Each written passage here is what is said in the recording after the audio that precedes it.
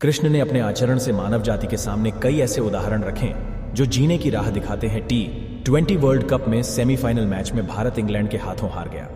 इस पर तमाम भारतीय क्रिकेट प्रेमी टीम को कोस रहे हैं और अपनी भड़ास निकाल रहे हैं। ऐसे में भगवान कृष्ण का जीवन चरित्र सहज ही याद हो आता है।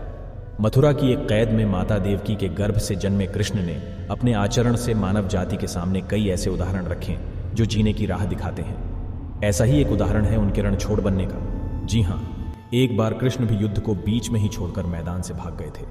फिर भी शत्रु का वध हुआ और हजारों निर्दोष नागरिकों की सुरक्षा हुई। भगवान श्री कृष्ण का जन्म कंस का वध कर समस्त पृथ्वी लोक को उसके अत्याचारों से मुक्त कराने हेतु हुआ था। किशोरावस्था में ही वह गोकुल से मथुरा आ गए तथा दुष्ट कंस का वध किया। कंस की मृत्यु से दुखी उसके श्वसुर जरासंध ने एक विशाल सेना लेकर मथुरा पर आक्रमण कर दिया। इस आक्रमण में उसके साथ शिशुपाल और कालेवन जैसे शक्तिशाली राजा भी शामिल थे। जल्दी ही सेना मथुरा जा पहुंची और मथुरा की राजसभा में कृष्ण तथा बलराम को सेना को सौंपने का संदेश भेजा गया।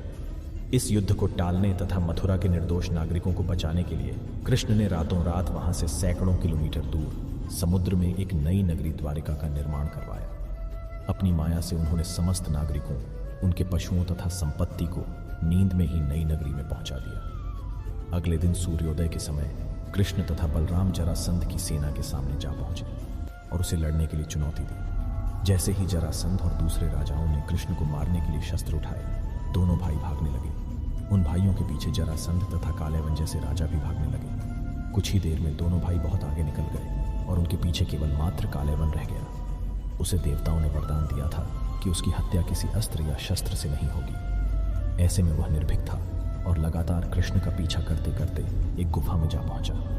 गुफा में राजा मुचुकुंद सो रहे थे, जिन्हें इंद्रदेव ने वरदान दिया था कि जो भी उन्हें उठाएगा वह उनके देखते ही जलकर भस्म हो जाएगा। वहां पहुंचकर कृष्ण ने सोए हुए मुचुकुंद पर अपना पीतांबर डाल दिया और स्वयं छिप गए। कालेवन भी वहां जा पहुंचा और सोए हुए राजा मुचुकुंद पर पीतांबर देख उन्हें ही कृष्ण समझ बैठा। उसने मुचुकुंद को उठाने के लिए लात मारी, जिसके कारण उनकी निद्रा खुल गई और उनके देखते ही कालेवन वहीं पर जलकर भस्म हो गया। तत्पश्चात कृष्ण ने राजा मुचुकुंद को अपने चतुर्भुज स्वरूप में दर्शन दिए और उन्हें मोक्ष पाने का वरदान दिया। वहीं दूसरी ओर जरासंध और बाकी राजा पूरी तरह से खाली मथुरा देखकर वापस लौट गए वर्टिकल बार। युद्ध से भागकर कृष्ण ने रखा देवताओं के वरदान का मान।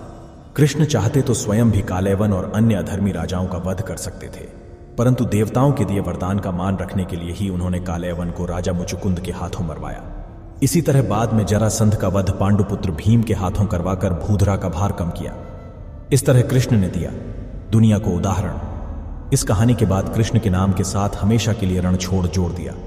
कृष्ण की इस कहानी से सीख मिलती है कि अनावश्यक ताकत का प्रदर्शन नहीं कर बुद्धिबल से काम लेना चाहिए। इस तरह हम अपनी शक्ति को खर्च होने से रोक सकते हैं और बड़े से बड़े संकट का भी सामना कर सकते हैं। यदि आपको यह वीडियो अच्छी लगी तो लाइक एंड सब्सक्राइब कीजिए और कमेंट में जय श्री कृष्ण लिखिए।